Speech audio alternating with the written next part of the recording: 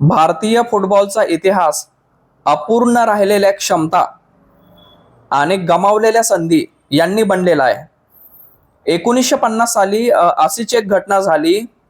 ती जर घटना आपल्या फुटबॉलच्या इतिहासामध्ये जर झाली असती तर आज आपल्या फुटबॉलची स्थिती जी आहे तर ती इंडियामध्ये भारतामध्ये काहीतरी वेगळी राहिली असती. तर 1950 साली काय झालं? 1950 साली इंडियन फुटबॉलची जी टीम आहे तर ती फिफा वर्ल्ड कप साठी क्वालिफाय झाली, जो की फिफा वर्ल्ड कप हा ब्राझीलमध्ये होणार होता. तर ब्राझीलच्या फिफा वर्ल्ड कप साठी इंडियन टीम क्वालिफाय होऊन सुद्धा इंडियन टीम जी आहे तर ती फिफा वर्ल्ड कप खेळू नाही शकली. तर सिनेरिओ कसा होता त्यावेळेसचा? टोटल 34 टीम ज्या आहेत तर त्या क्वालिफाईंगच्या रेसमध्ये होत्या. त्याच्यापैकी 4 टीम ज्या आहेत तर त्या एशियन ग्रुपमधून येणार होत्या. त्याच्यामध्ये आपला भारत एक होता, त्याच्यानंतर म्यानमार जो पूर्वी बर्मा म्हणून ओळखला जायचा तो एक होता, इंडोनेशिया एक होता आणि त्याच्यानंतर फिलिपिन्स एक होता. असे 4 देश होते. पण 1939 ते 1945 पर्यंत जे सेकंड वर्ल्ड वॉर झालं, त्या सेकंड वर्ल्ड वॉर मुळे हे जे एशियन कंट्रीज जे आहेत तर त्यांना खूप जास्त फटका बसला. कशामुळे? कारण सेकंड वर्ल्ड वॉर मध्ये ब्रिटन आणि युनायटेड स्टेट एका बाजूने आणि जर्मनी एका बाजूने लढले. त्याच्यामध्ये जपान जो आहे तर तो युएसएच्या विरोधामध्ये लढला आणि एशियन कॉन्टिनेंट मधल्या ज्या कंट्रीज होत्या तर त्यांचं सेकंड वर्ल्ड वॉर मध्ये खूप नुकसान झालं होतं. एवढं नुकसान झालं असल्यामुळे बाकीच्या ज्या टीम होत्या म्हणजे इंडोनेशियाची टीम आहे, त्याच्यानंतर फिलिपिन्सची टीम आहे आणि बर्मा म्हणजेच म्यानमारची टीम आहे. तर ह्या ज्या टीम आहेत तर ह्यांनी काय केलं? पुल आउट केलं वर्ल्ड कप मधून. त्यांनी पुल आउट केल्यामुळे इंडियाची जी टीम आहे तर ती ऑटोमॅटिकली फिफा वर्ल्ड कप साठी क्वालिफाय झाली. ऑटोमॅटिकली फिफा वर्ल्ड कप साठी क्वालिफाय झाली, पण आपण फिफा वर्ल्ड कप खेळू नाही शकलो. का नाही खेळू शकलो? त्याच्यामधलं एक मिथ असं पसरवलेलं किंवा एक मिथ असं आहे की असं सांगितलं जातं की बाबा फिफा जो आहे किंवा फिफा वर्ल्ड कप फेडरेशन जे आहे तर त्यांनी असं सांगितलं की तुम्ही वर्ल्ड कप जो आहे तर तो बेअर फूट खेळू नाही शकत. म्हणजे पायामध्ये तुम्हाला शूज घालावेच लागतील, पायामध्ये बूट तुम्हाला घालावेच लागतील जर तुम्हाला फिफा वर्ल्ड कप खेळायचा असेल तर. तर हे असं मिथ होतं. पण फायनान्शियल कन्स्ट्रेंट त्यावेळेसच्या अशा होत्या की आपण म्हणजे बेसिक मिनिमम फॅसिलिटीज पण आपल्या प्लेयर्स लोकांना प्रोव्हाइड करू नव्हतो शकत. तर मग 1948चं जे लंडन ऑलिम्पिक जे झालं होतं त्याच्यामध्ये इंडियन टीम जी आहे तर ती बेअर फूट खेळली होती. बेअर फूट म्हणजे विदाऊट शूज खेळली होती. पायाला भरपूर साऱ्या टेप्स लावल्या आणि ते टेप्स लावून आपण तो ऑलिम्पिक मध्ये फुटबॉल खेळलो. त्याच्यानंतर हेलसिंकी ऑलिम्पिक ज्यावेळेस झालं 1952ला, त्यावेळेस पण आपली टीम जी आहे तर ते मोस्ट ऑफ द प्लेयर त्याच्यामधले बेअर फूट खेळले होते त्या ऑलिम्पिक मध्ये. आणि 1953 पर्यंत फिफाचा काय असा वेगळा नियम नव्हता की जेणेकरून तुम्हाला पायामध्ये शूजच घालायचा आहे म्हणून. असा काही 1953 पर्यंत नियम नव्हता. 1953च्या नंतर तो नियम त्यांना इंट्रोड्यूस केला. पण 1953 पर्यंत आपण बेअर फूट पण खेळू शकत होतो फुटबॉल. तर हे एक मिथ आहे की त्या मिथ मध्ये असं सांगितलं जातं की बाबा आपल्याकडे शूज नव्हते, आपल्याकडे बूट नव्हते घालायला म्हणून आपल्याला फुटबॉल खेळून दिला नाही. तर हे मिथ आहे. पण त्याच्या पाठीमागचे रिझन्स जरा थोडेसे वेगळेच आहेत. त्याच्या पाठीमागचं एक रिझन असं पण आहे की आपण फुटबॉल न खेळू शकण्याच्या एक रिझन असा आहे की बाबा ऍडमिनिस्ट्रेटिव्ह कोल्ड फीट होतं त्यावेळेस. ऍडमिनिस्ट्रेटिव्ह कोल्ड फीट म्हणजे काय?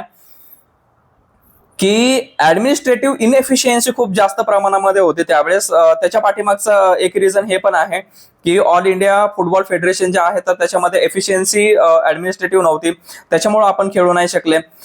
त्याच्यानंतर आपले फायनान्शियल कन्स्ट्रेंट पण खूप जास्त होते. फायनान्शियल कन्स्ट्रेंट असे होते की कारण नुकतंच आपण 1947ला स्वतंत्र झालो आणि स्वतंत्र झाल्याच्या नंतर आपल्याला आपल्या भारताची जी एक फायनान्शियल घडी बसवायची होती तर त्या घडी बसवण्यामध्ये भारत व्यस्त होता.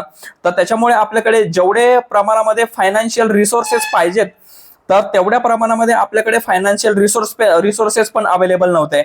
तर हे एक दुसरं रिझन आहे त्याच्या पाठीमागं आपण फुटबॉल न खेळण्याचा. आणि तिसरं आणि सगळ्यात महत्वाचं रिझन असं आहे की आपल्या प्रायोरिटीज ह्या वेगळ्या होत्या. फिफा वर्ल्ड कप जो आहे तर तो नुकताच सुरू झालेला होता, आणखी यंग स्टेज मध्ये होता फिफा वर्ल्ड कप. त्याच्यामुळे आपल्या इंडियन लोकांचं त्याच्याकडे एवढं काही जास्त लक्ष नव्हतं त्यावेळेस. ऑलिम्पिक हे खूप दिवसापासून सुरू झालेलं होतं. ऑलिम्पिकच्या गेम्स जे आहेत तर ते प्रत्येक 4 वर्षाला व्हायचे, पण 1939 ते 45 पर्यंत वर्ल्ड वॉर सेकंड चालू असल्यामुळे त्याच्यामध्ये पण खंड पडलेला होता. पण ऑलिम्पिक जे आहे ना तर ते प्रायोरिटीवरती होतं आपल्या इंडियन लोकांच्या.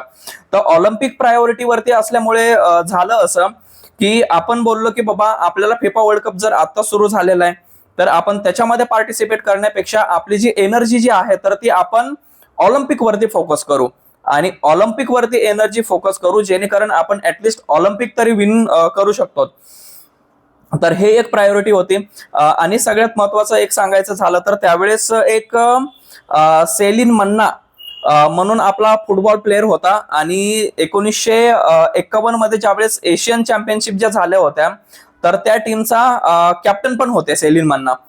तर सेलिन मन्नानं त्यावेळेस असं सांगितलं होतं की वर्ल्ड कप फुटबॉल फिफा जो आहे तर त्याच्याविषयी आम्हाला काही आयडियाच नव्हती. आमची प्रायोरिटी जी आहे ना तर ती टोटली ऑलिम्पिकच आहे. तर आम्ही फिफा वर्ल्ड कप नाही खेळू शकलो तर ह्याच्यामध्ये आम्हाला म्हणजे जास्त काय डिसअपॉइंटमेंट म्हणजे जाणवत नाहीये. तर हे असं सेलिन मन्ना यांचं म्हणणं होतं आणि ते कदाचित त्यावेळेसच्या सिच्युएशन पाहता ते बरोबर पण होतं. ते 1950च्या नंतर 10 वेळेस आपण प्रयत्न केले की फुटबॉल वर्ल्ड कप जो आहे तर ते आपण क्वालिफाय व्हायला पाहिजे, पण त्याच्यानंतर आपण कधीच फुटबॉल वर्ल्ड कप क्वालिफाय नाही होऊ शकलो. ही एक खेदजनक घटना आहे. तुम्हाला माहिती आहे की बाबा आपल्या इंडियामध्ये क्रिकेट सोडून बाकीच्या स्पोर्टची हालत काय आहे, तर हे काय वेगळं सांगायची गरज नाहीये, त्याच्यावर बोलू आपण कधीतरी. एक आणखी रिझन त्याच्यामध्ये असं होतं की पार्टिसिपेट न करण्याचं. आपले इंडियन टीम जी आहे ना तर ती 70 मिनिट्सचा फुटबॉलचा एक गेम खेळायची आणि फिफा स्टँडर्डचा गेम असा आहे की बाबा तिथं 90 मिनिट्स आपल्याला फुटबॉलचा गेम खेळावा लागतो. तर 70 मिनिट्सचा गेम आपण खेळतोय त्याच्यापेक्षा एक 30 मिनिट जास्त आपल्याला तिथं फिफा वर्ल्ड कप मध्ये खेळावं लागणार होतं.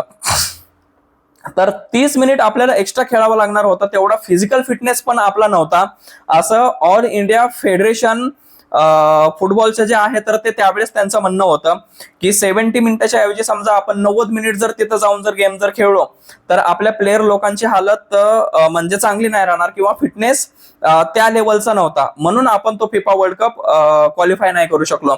तर हे असे 3-4 रिझन होते त्याच्या पाठीमागचे की आपण फिफा वर्ल्ड कप क्वालिफाय नाही करू शकलो, म्हणजे खेळू नाही शकलो त्यावेळेस.